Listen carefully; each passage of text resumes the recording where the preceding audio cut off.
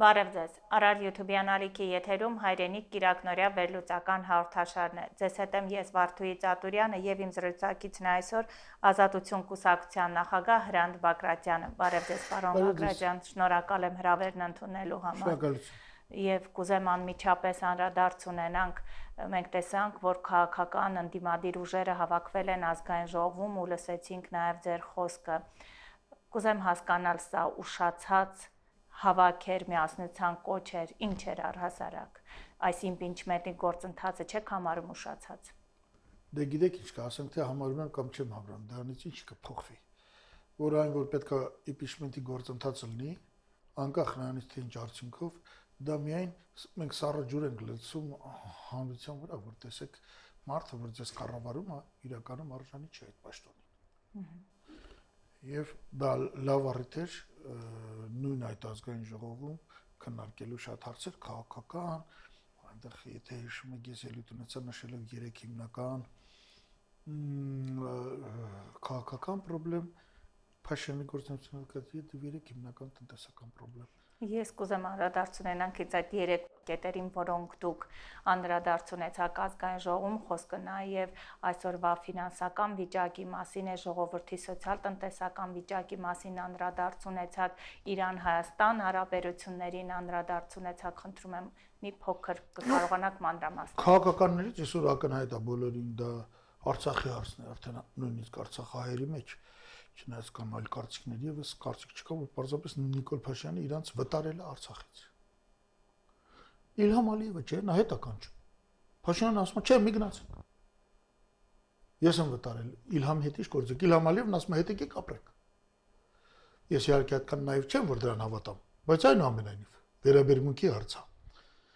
Կամ երբ որ ես մարդկանց ասում եմ, լսեք, Մեղրին օգոստոսի 8-ի համաձայնագրով, այսպես կոչված Տրամպի ուղի կոչվածը, ոչ էլի չէ, վաղը Տրամպը չի լինելու։ Որ մենք մեր հարավային սահմանը Իրանի հետ զիջել ենք։ Ինչ վտանգներ եք այդտեղ տեսնում, ուզում եմ մի փոքր խոսել։ Ես այս վտանգն եմ տեսնում, որ վաղը, ասենք, Տրամպի ուղու վրա կանգնած չինովնիկը, այդտեղ մարդիկ են, չէ՞ աշխատելու։ Չի թողում, որ բեռը մտնի Իրանից դեպի Իրան բեռ չգնա։ Դա եմ տեսնում։ Ես այն վտանգն եմ տեսնում, որ այնտեղ հայկական մաքսային ծառայություն չկա, սահմանապահ չկա։ Ես եմ վտանգն եմ տեսնում, որ այդ, որ մենք տվել ենք Իրանի սահմանը, դրա տակ Ադրբեջանի ստորագրությունը կա։ Վաղը մենք հրաժարվենք, Ադրբեջանն ասել է չեմ հրաժարվի, խոսքը վերաբերում է Մեղրիին։ Եվ ես եմ վտանգն եմ տեսնում, որ Հայաստանի վարչապետը ցինիկաբար հայտարարում է, որտեղ խնդրեմ չկա։ Հետո ասեց ինչ որ Զանգելյան ճանապարհին է վերաբերում, չգիտեմ ինչ Զանգելյան, բացարձակապես անհետ բացատրություններ տվեց։ Սա եմ տեսնում։ Ինչ վերաբերում է տնտեսական հարցին, այո, ասացինք, որ համատեցին 25-ի 24-ի բյուջեն։ Նիկոլ Փաշինյանն ասում է 3 անգամ ավել է։ Մենք էլ ասում ենք ավել չի, նույնն է։ Իդեպ ելույթ ունեցա ֆինանսների նախարարը, ասեց Բագրատյանի հաշվարկներում սխալ կա։ Նա այնցի չմերժեց իրականում։ Ինքն ասեց, ինչ ես Բագրատյան 1 տրիլիոն դրամ արտաքին վարկերի սպասարկնում մարումը վերցնում։ Մարումը երբ է բյուջե մտա, դա նորություն էր ինձ համար, որ մարումը բյուջե չեն մտցնում։ Բայց 1 տրիլիոն 20 միլիարդ դրամ թիվը գրված էր անցյալ տարվա բյուջետային բացատագրում։ Հասկանում եք։ Բայց նույնիսկ եթե այդ 600 միլիարդ հանում ենք, ստացվում է, որ 25 թվականի բյուջեն 17 թվականի բյուջեից դուրս հանելով արտաքին պարտքի սպասարկումը տարբերությունը, այնտեղ 120 միլիարդ, այնտեղ 400, 280 միլիարդ, այսինքն այդ փողը դու չես տնօրինում, պարտք ավելցրես, պարտք ես մարում կամ սպասարկում։ Եվ հանելով գնաճը ստացվում է, որ ընդամենը խոսքը 25-30% աճի մասին է, ինքը դեռ ասում է, չէ, 70% է։ Իր ասած թիվն էլ վկայում է նրա մասին, որ ավելի շատ սխալ է Փաշինյանը, քան թե ես։ Եթե նույնիսկ ասենք լավ, հալած յուղը պես։ Իդեպ օգտվելու առիթից, հա, ինչ վերաբերում աղքատության բանի մասով, այդտեղ փոքր վեճը ծայրահեղ աղքատությանը, թե ինչես 2% ասում, 1.1% է, բայց ես ընդեղ էլ ասել եմ նրանց 1.8%, դա բանը չի։ Վիճվարությունը հաշվետվությունները վիճակական hard copy չի տպում։ Էլեկտրոնային տարբերակները ինքը անտեղ կարողանում է փոխել սա։ Այնուամենայնիվ այն որ աղքատություն 25-ից դառել 25 ու քանիսից դառել 23.7%, ինքը չի վիճում։ Բայց ո՞նց է լավ աշխատը, եթե 8 տարում նույնքան աղքատ ունեք, ինչքան մինչև այդ։ Ձեր իսկ հաշվետվությամբ ընկեր։ Օգտվել եմ արդյոք, որ այդպես ֆինանսների նախարարը քանի որ օգտագործել է մանիպուլացիոն բառեր, ես չեմ ուզում բան անեմ, իջնեմ այդ մակարդակին։ Երիտասարդ, դուք կամ Նիկոլ Փաշյանը, խնդրեմ, դիմեք Պետրոս Ղազարյանին, բանավեճ ցավալենք առաջին ալիքի եթերով։ Քաղաք նստեք եւ ձեր թվերն ասեք դրանք ինչա։ Իդեպ իրենք բանավեճեր սիրում են, ինչու չեն գա։ Իրանք կյանքում չեն գա։ Դու գալիս են դու գա։ Ինչի՞ մա չեն եկել։ Որովհետև այդ բանաճվեճը կգնա առաջին ալիքով, որովհետև բոլորը կտեսնեն, որովհետև Շամշադինում կտեսնեն, որ ոչինչ տեղակ չեն, կտեսնեն, չգիտեմ, Ամասիային, որ ոչինչ տեղակ չեն, որովհետև միայն առաջին ալիք են նայում, կտեսնեն նույնիսկ Արմավիրի գյուղերում, հասկանում եք։ Կտեսնեն ու ինչ որ բան կսկսեն հասկանալ։ Կհասկանան, որ իրանց երազած երկերը չի։ Ինչպես ներկայացնում են եթերներում։ Չէ՞ որ ժողովուրդը իր մաշկի վրա զգում է ամեն դեպքում այդ ծանրությունը։ Արթուր ջան, եթե թոշակառում մինչև Նիկոլի իշխանության գալը միջինում ստանում էր 40,000, այսօր ստացվել է, ասենք 50-51,000, 11,000 ավել։ Բայց գներն աճել են 32%-ով։ Դու ցանկացած թոշակոյի հարցը կարողանում եք ապրել։ Թոշակները չեն բարձրացնում։ Ասում են, եղբայր, այ երբ որ դուք ծախսեք անկանխիկ վրան, կփոխհատուցենք սննդի վրա եթե ծախսել եք, որոշ մասը կփոխհատուցենք։ Էս էլ անհասկանալի ինձ համար։ Բարձր դու այս եւի թոշակ տալ աշխարհում չկա։ Իմ թոշակն ինչքան է, իմ թոշակը դուր։ Հետո մի արա ես որ բարինի վրա ծախսում եմ, ինձ խափի ասա, քեզնի հետ եմ տալիս։ Հա, այդո ասում եմ, որ հետ տալվածը հաշվում ենք, ստացվում է երևի 60,000, 51-ը դառնում է 60։ Չնայած ես մեկը չի փրկում։ Գնաց ավելի բարձր քան թե թոշակի բարձրացումը։ Բայց դու իմ թոշակը դու տարեվերջին ինչքան բարենային ապրանք կառնեմ, որոշակի տոկոս վերադարձու հետ հասկացանք, բայց դա ո՞նց ես մտցնում թոշակի մեջ։ Ով ստանում, ով չստանում, մարդկա հնարավորություն չունի այդ բանից օգտվի։ Ով հաշվում 6000 եղավ, թե ինչքան եղավ։ Ինչպես 51,000-ը դառավ 60,000։ Սա մի հատ գալեմատիկ բաներ են, որ ես որպես վարչապետ կամ տնտեսագետ չեմ հասկանում։ Ոնց որ ես գամ ձեր մոտ աշխատելու որպես օպերատոր, դուք ասեք, հիմա ձեր աշխատավարձը 150,000 դրամ է։ Գամ, սա վերջ ասեմ, դե իմ 150,000 դրամը տվեք։ Դուք ասեք, այս խանութները այս կողքից ինչ առետուր արել ես։ Մենք այդ բոլորը չեկերը բերեք, մենք ձեզ փոխհատուցենք։ Ախպեր, ես աշխատել եմ փոխս տվեք։ Ես այս բան չեմ տեսել։ Ես տեսել եմ արտասահմանում սննդի, դեղորայքի եւ բժշկական կարծառայությունների ու կրթության ժամանակ պետությունը ասում է տարվա վերջում 5% է ծախսերի 10%-ը, 15%-ը կփոխհատուցեմ։ Այս լրիվ ուրիշ պատմություն է։ Եվ փոխհատուցողը սոցիալ-նախարարությունը չի։ Փոխհատուցումը հարկային մարմիններն են։ Խոսքով, այս էլ հաջորդ խնդիրն է։ Քանի որ այս խոճուճ ձևով է իրանց մոտ սա իրականացրած, ուրեմն ես կարծում եմ, թե մուխլյոշկա կա, այսինքն թաքնված ճշմարտություն կա, որ իրականում ոչ թե 60,000-ը շատ ավելի քիչ, որ այդ ձևն իրանք փորձում ասել, որ այս ձևով մենք ձեր թոշակը բարձրացրել ենք, իրականում չեն բարձրացրել։ Կամ շատ չնչին են բարձրացրել։ Այդ կամ էլ ոչ բոլոր թոշակառուներն են կարողանում օգտվել ի վերջո։ Իհարկե, ինչի մասն է խոսքը։ Նայեք ինչա տեղի ունենում, թոշակառուն գնում է, որ հենց փողոցից ասենք նստած միրգ են վաճառում կամ բանջարեղեն, որը էժան է, քան թե խանութում, շատ ավելի էժան, քան թե ինքը փոխհատուցում կստանար դրա համար, խանութից առևտուր անելու համար, իսկ այդ փողոցում չի կարող ինքը քարտով վճարել, հա, մի խոսքով, ինքը շարունակում է դրանից օգտվել։ Եվ թոշակառունի ճնշող մասի համար բարձրացում ընդհանրապես չկա եւ բացի դա թոշակներն այնքան ցածր են, որ թոշակառունը երբ որ վճարում են էլեկտրաէներգիան, կոմունալ վճարները վճարում են գազ, ջուր եւ այլն վճարում են, տակը փող չի մնում։ Իսկ դրանց համար բան չկա, փոխհատուցում չկա։ Դե այն ինչ որ սարսափելի է մենք տեսնում ենք, բայց ես ուզում եմ անցում կատարենք արտաքին քաղաքականությանը, երբ մենք տեսնում ենք գնում ենք դեպի ԵՄ, ԵԽԽՎ-ում նման հայտարարություն է անում եւ մեզ ողջունում են, որ մենք գնում ենք դեպի Եվրոպական միությանը անդամագրվելու եւ այլն։ Այս գործընթացների մեջ վտանգի վերջո տեսնում եք, թե ոչ, ես կուզեմ այս հարցերին անդրադարձ ունենանք։ Ուր է գնում այսօրվա մեր քաղաքականությունը։ Նախ առաջ թեման ավարտենք, պարոն Ղազարյանի մոտ եթե Փաշյանը գա կամ ֆինանսների նախարարը, պожалуйста, գնանք նստենք խոսենք։ բանավեճ։ Ես ավարտենք։ Մեծ խոսալ եւ ես խորհուրդ կտայի ոմանց իշխանության փոփոխություն կա, բան կա, կոռեկտ արտահայտվեք։ Բարեր մի օգտագործեք վիրավորական։ Դուք արժանի չեք, դուք մի հատ ձեզ հաշիվ տվեք, իրավունք ունեք արդյոք նման բարեր օգտագործելու որոշակի մարդկանց նկատմամբ եւ ընդհանրապես նման բարեր օգտագործելու։ Հիմա կան Եվրոպայի։ Ես այս եվրոպական խաղերը չեմ հասկանում։ Ես չեմ հավատում եւ չեմ էլ կարծում, որ Հայաստանը պետք է գնա Եվրոպա։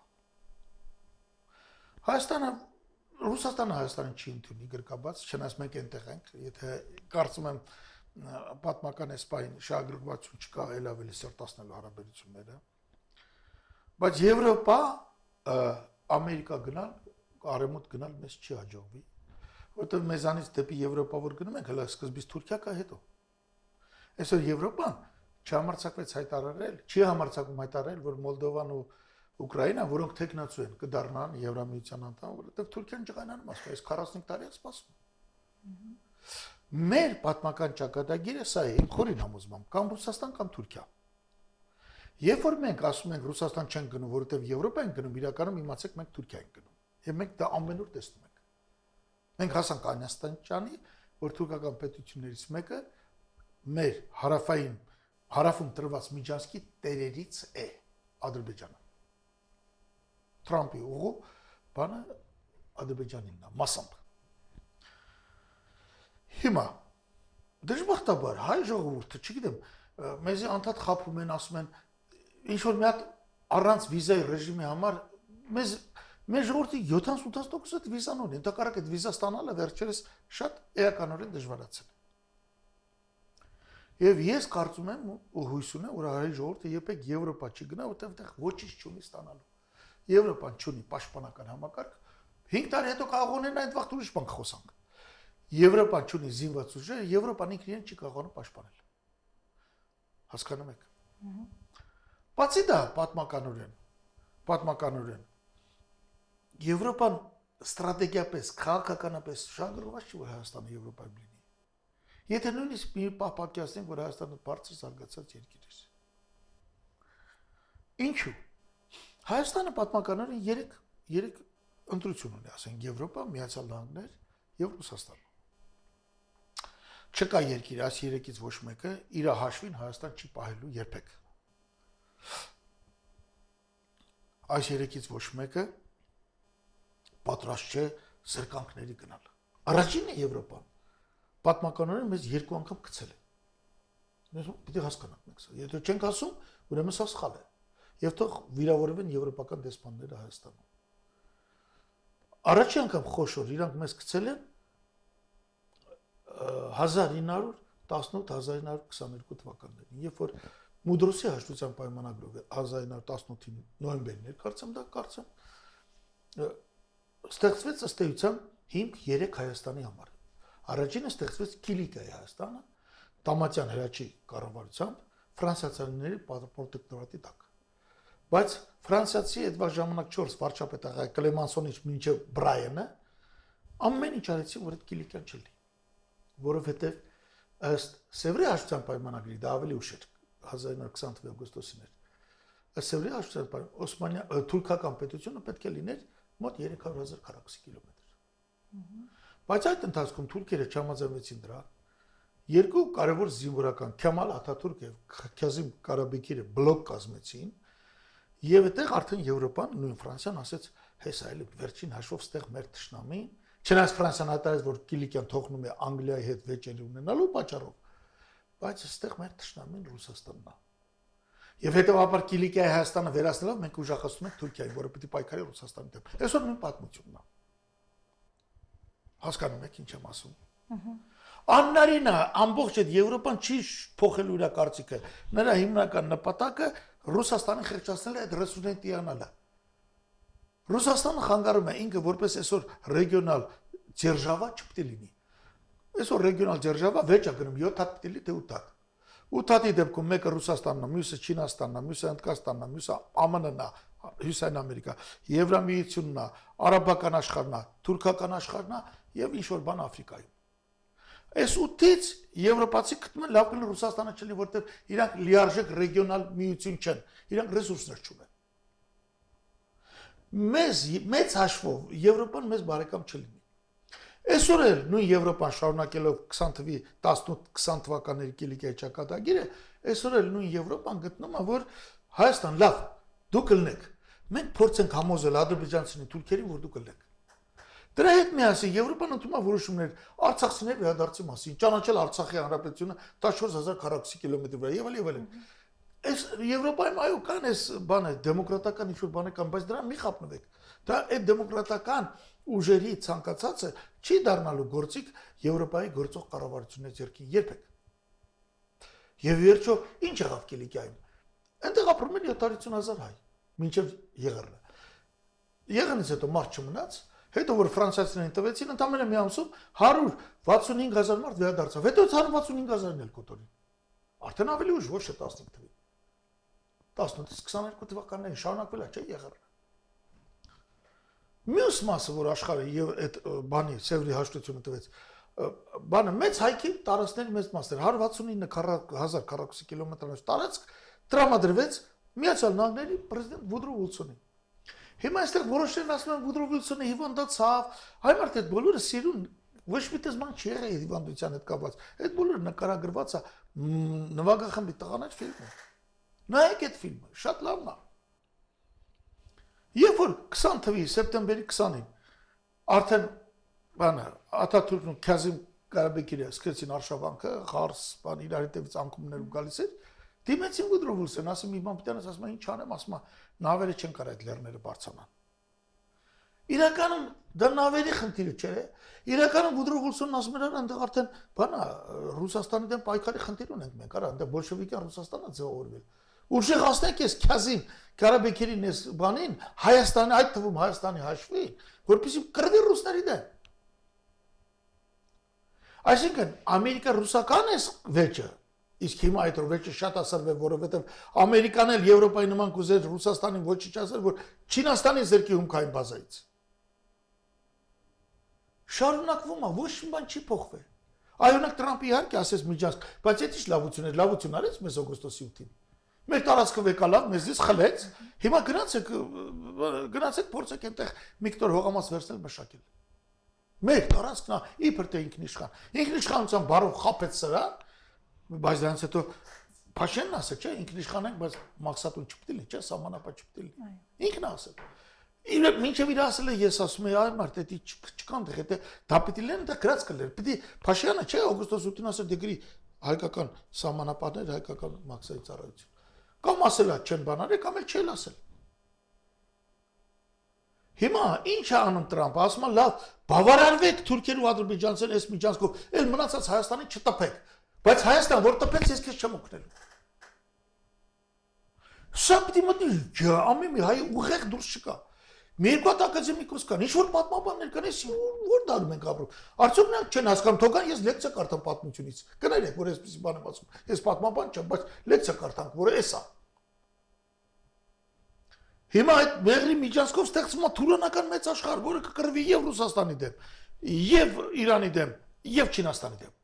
Տեսեք, լավ առիթ արևմուտքը օգտագործեց։ Ուկրաինան ասեց պատրաստ եմ ռուսների հետ կռվել, դավայ, վերց ուզենք կռվի։ Մեռնումս մեր ջանդամ թե չես մեռնում։ Հիմա հաջորդ կռվի համար ինչ ռեսուրս պիտի վեկալեն։ Հոյրանց զինվորը չի գալուց թե մեռնի։ Իհարկե ոչ։ Էսի պիտի մտնի հայ ժողովրդի գլուխը դուրս չգա այ մարդ։ Ինչ վերաբերում է իշխանությունը, ես իրենց հույս չունեմ, իրանք մեր իշխանությունը չէ։ Իրանք նես չեն, որ մերն են, բայց սխալ քայլ են անում կամ դավաճանում են։ Իրանք տեղով մեր դեմ են գործում։ Իրանք կոչումն է դա։ Դա արդեն ուրիշ բան է, հայ ժողովուրդը ինչ կանի դրա հետ։ Բայց այդ դեպքում սահմանադրությունը մեկ էլ ուզում փոխել, դուք լինելով ակունքներում կանգնած ուղեկավարելով ծանրագույն ժամանակաշրջանում հիմա ուզում են սահմանադրություն փոխել, նաև հռչակում է 4-րդ հանրապետություն եւ այլն, այս ցնորաբանությունը, որը շարունակվում է, մեզ դեպի ուր է տանում։ Ինչ չի մտահոգում ցնորաբանությունը։ Ինչ չի մտահոգում Փաշինյանը։ Ինչ մտահոգում է, ասենք, բանի Տալվորի գյուղի կամ Շամշադինի Չինարի գյուղի մարդու կարտիքը, որը չի ուզում մտածի։ Ընդհանրապես ուզում է իր ոնց որ բոլորն ասեն թողան թուրքերը, կեթանք Երևան մենք կապրենք, Նիկոլ Փաշյանը լավ փոխհատուցում է տալիս։ Բայց արցախցիներին փոխհատուցում տվեց։ Արցախցիներին չտվեց։ Բայց չեն հասկանում, որ արցախցիների կարգավիճակում կարող են հայտնվել։ Չեն հասկանում, ինչի պիտի հասկանան։ Ինչ են լսում, որ հասկանան։ Որպեսզի հասկանաս, ինֆորմացիա պիտի ունենաս, մի հատ համեք այնտեղ։ Պետրոս Ղազարյանն են լսում։ Մեր օրվա հերոսը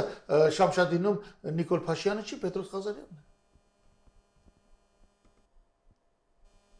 Եվ այս կեղծիքի հետուր ենք գնալու մենք։ Գործամա կարող արդեն հերթ վեկալել, որտեղ օրը գալու է մեքենաներով հերթով, ասես ոնց որ Ղարաբաղ եկավ Հայաստան, Հայաստանը գնալու է Վրաստան։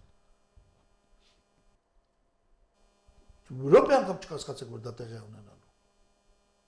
Իրանի հետ ճամփեն արդեն փակեցին, շուտով կփակվի։ Չէ, ասում են չեք հանդուրժում այս խաղաղությունը, մենք խաղաղություն ենք բերել տարածաշրջանում։ Դու պատերազմ ես բերում։ Դու իմ տարածքը տալիս ես ուրիշին, որտեղ ես ապրում եմ։ Դե ի՞նչ խաղաղություն ես բերում։ Էդ ինչ խոսելու ձև է, էդի Նիկոլի ոչն է Փաշյան։ Այսպես խոսել մարդկանց հետ։ Խաղաղությունը չես հանդուրժում։ Էդ ինչ խաղաղություն է, որ ինչ է հանդուրժում։ Եթե խաղաղություն ես բերում, բայց դու խաղաղություն չես բերում, ասում ես մեղրի տանք։ Հետո գալիս ես ասում ես Վարդենիսը պիտի տանք։ Դե ասում ես Զանգեզուրի միջանցք մի ասեք, էլ զայրանում է նույնիսկ ԵԽԽՎ-ում։ Բայց որ միջանցքը ինչ ասենք։ Մաքսային ծառայության հսկողություն կա, չկա։ Սահմանապակա չկա, բան միջանցքա, բան ինչ ասենք։ Հայաստանն էլ, Հայաստան չանվանենք։ Կարելի է Հայաստան անվանել։ Լավ է, վատ քաղաքականությունը լավ փաթեթավորված։ Երբաբացվելու այդ փաթեթը։ Այլ ով որ փաթեթավորի։ Հեսա բյուջեն է գալի քննարկելու։ Հայտարարում է, որ պաշտպանության ծախսերը կրճատում են։ Քիչ առաջ դուք ասացիք դպրոցներում այս ռազմական պատրաստության դասերը մենք պակասացնում ենք, Ադրբեջանի դպրոցներում արդեն մանկապարտեզում են նույնիսկ մտցնում այդ դասերը, հասկանում եք։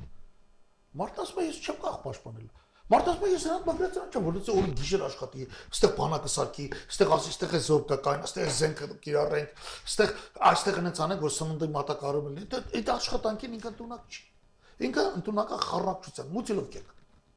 Մարդը մեն դա է անում։ ԵԽՎ-ին դեպուտատն ասում է, հանգեր ջան, ինչ է բան տալիս, միջանց տալիս։ Ով ասես, որ պիտի միջանց տալ։ Էս ինչ խաղաղության ես ասի Հայաստանի հաշվին։ Ինքը ամոթան կտալ այդ դեպուտատին։ Ասում է չեք կարդացել այդ մեջը։ Այդ մարդը իդեպ այդ մեջը կարդացել էր։ Այդ մեջում գրված այդ 7 կետ, իդեպ 5 կետ չի, 7 կետ արձանագրությունը։ 7 կետն էլ վկայում են միջանցքի մասին։ Պարզ ու շիտակ գրած։ Դրանց հետո հետևում է Տրամփի հայտարարությունը այդ մասին։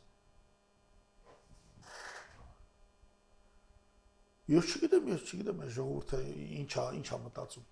Լավ, ինչպես գտնել ելքը, ես միշտ մեր հյուրերին Ելքը պիտի գտնի ժողովուրդը ինչ որ ընտրություն է, ելնելու է մայիս-հունիսին ընտրություն, ինքը կեղծելու է, սա մայա սանդուի պես 25% գրի ասելելու է 60% եմ գրել, ժողովուրդն արդեն պիտի որոշի ինչ անում։ Ինքը գիտի իր ձայնը։ Պարոն Բագրատյան, այդ դեպքում ձեր փորձով, ձեր գործի ընթացքը տեսնելով, ձեր փորձը ինչ է հուշում ի վերջո, մենք կարողանանք միասնության գալ, գոնե դիմադիրների, ղեկավարների հետ միասնության գալ եւ կոնկրետ ես դա անդադ հայտարարում եմ, անդադ ասում եմ, եւ հուսով եմ մի բան լինի։ Բայց ես ի վիճակի չեմ այս ժողովրդին խելք սովորեցնելու։ Այն ինչ որ անում է հայ ժողովուրդը այսօր, դա ինքնասպանություն է։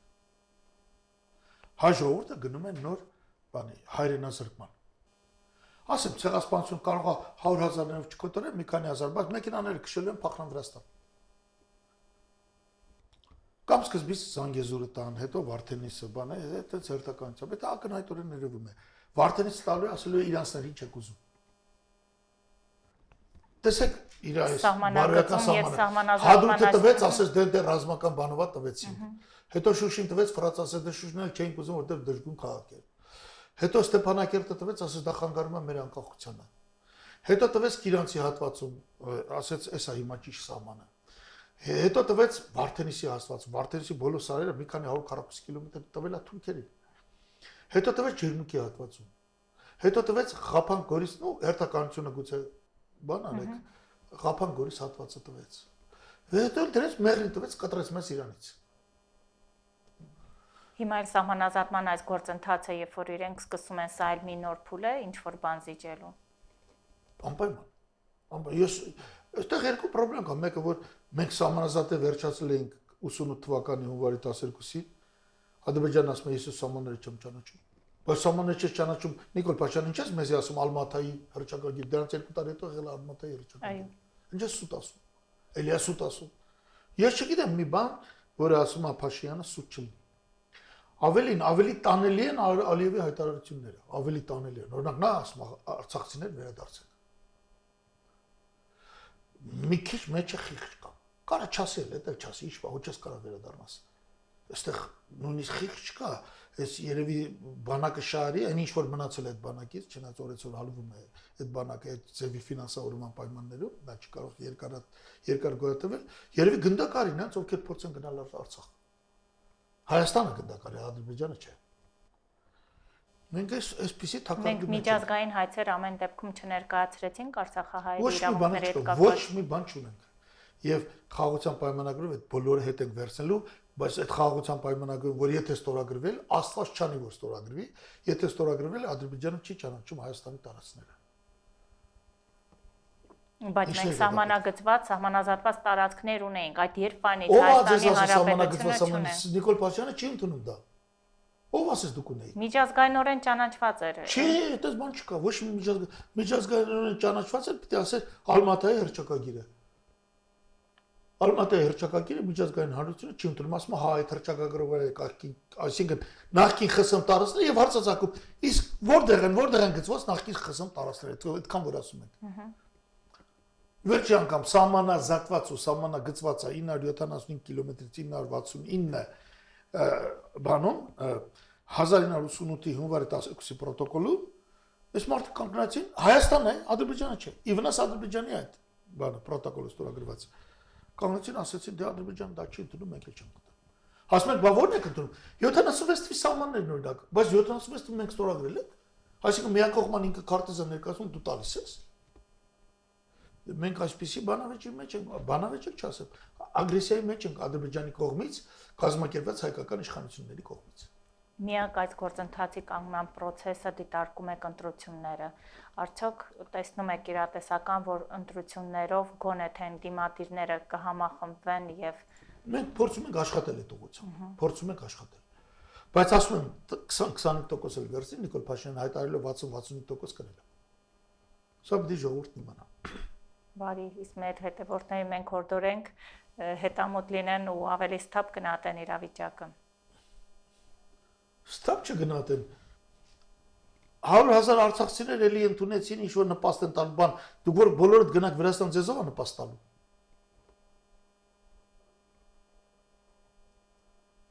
Լավատեսչան նշուր այս բարակայում։ Ես չեմ ուզում խաբել, ես ոչ մի լավ բան չեմ տեսնում։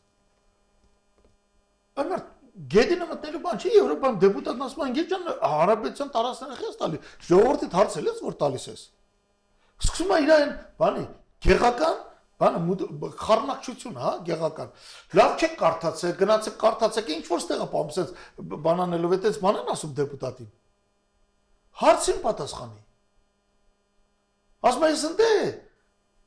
Այդ բառակապակցությունը չեմ օգտագործել Զանգեզուրի միջանց։ Հետո ինչ ես օգտագործել անգել։ Գրել ես չէ որ չկա, մաքսատուն չկա, սահմանապահ չկա, կամ չես գրել որ կա, անխոչնդոտ է, զոտ չես կարա պահես ընդ է, բայց այնի հիմար չի կարդում է, չէ։ Բարի, շնորհակալ եմ ձեզ հետաքրքիր զրույցի համար։ Հարցերը շատ էին ու մտահոգիչ չեն, ես էլ մեր հետևորդներին կհորդորեմ պարզապես իրատես լինել, որքան էլ այն դժվարին լինի, մեկ է մենք ապրում ենք եւ անցնում ենք դրա միջով։ Մնացեք խաղաղությամբ, Աստված ձեզ պահապան։